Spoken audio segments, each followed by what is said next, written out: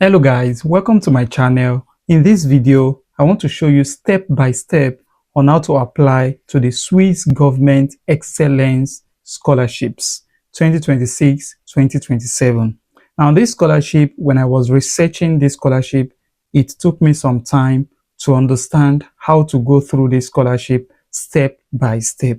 And I'm breaking it down for you in this video.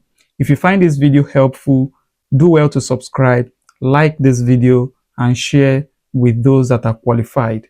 First and foremost, this scholarship is meant for those who already have a master's degree. Wherever country you have this master's degree, you can apply to this scholarship. If you have a master's degree in any country, in any program, you can apply to this scholarship. The very first step we're going to look at is how to apply to this scholarship. Now, if you want to apply to this scholarship, you have to scroll down to this website. You can see some links to some PDFs here,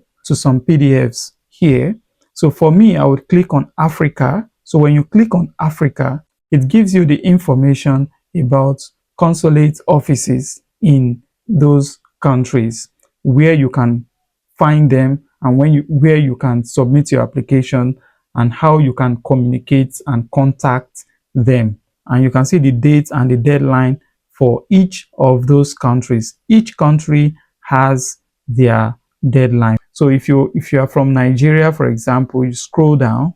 So this is the deadline, November 2025. So you can apply to any of these programs: fellowship, PhD, or postdoc. So this is the email to the office. So if you want to apply to this program, the very first step you need to take is to communicate with a supervisor. Don't reach out to these emails now. You reach out to this email when you have secured a supervisor. Now, I want to teach you how to secure a supervisor, how to find a supervisor and secure a supervisor for this Swiss Government Excellence Scholarship. Now, to secure a supervisor, the scholarship provides this website called the ETH board. So this ETH board has some domains. The very first one is this Paul Scherer Institute. The second one is WSL. The third one is EMPA. We have EVAG. So these are the domains of these scholarships. So you can click based on your program, based on what you do. You can go to this website. When you click on the website, it takes you to any of them. Let me just use one as example. This particular website, EMPA. So this is EMPA website. So you look at what they do in this particular place. So you would find information about their research. For example, this is material research. This is environmental research, health, energy, engineering, advanced services, material meets life, energy mobility, corporate services. You can see all their research areas here for this particular site. If you go back to this website, to this ETH website, you can still check WSL. You can check SLF. You can check EVAG.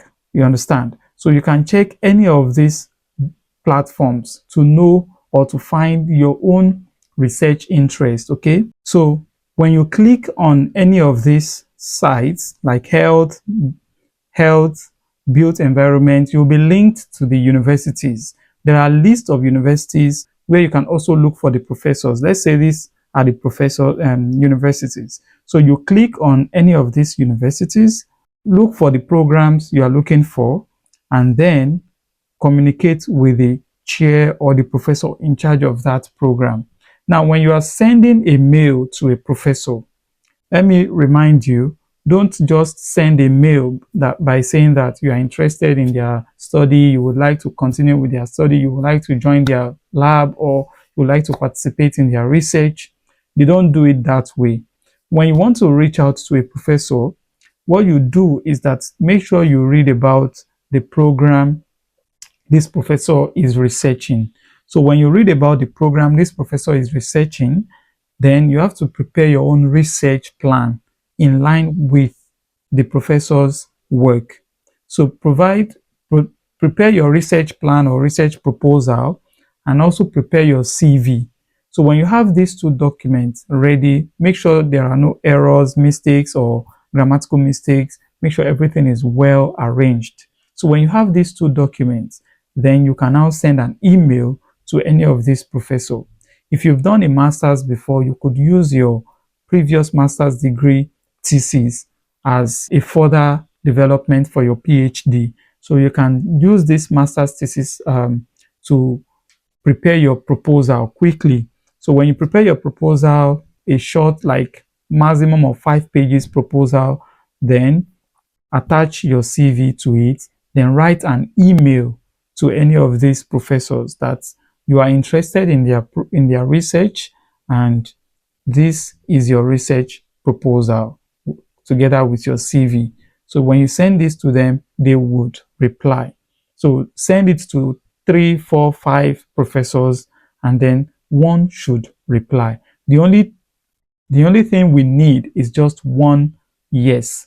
One professor should say yes to your research. So when the professor says yes to your research, then you now move on to the next page, next stage. So the professor will provide a research agreement for you and inform you to continue with your application. After that, we can now move on to the next step. The next step is now to come to this website and you register with your email, create an account and everything. Then you communicate your local consulate, your country consulate, or you communicate the embassy based on this PDF here that, oh, you've secured a professor and then you are interested in coming to Switzerland and you want to apply for the Swiss Government Excellence Scholarship. I hope this explanation step by step is easy and simple. You understand it step by step. If you find it useful, kindly subscribe to my channel. Thank you and see you in my next video. Bye bye.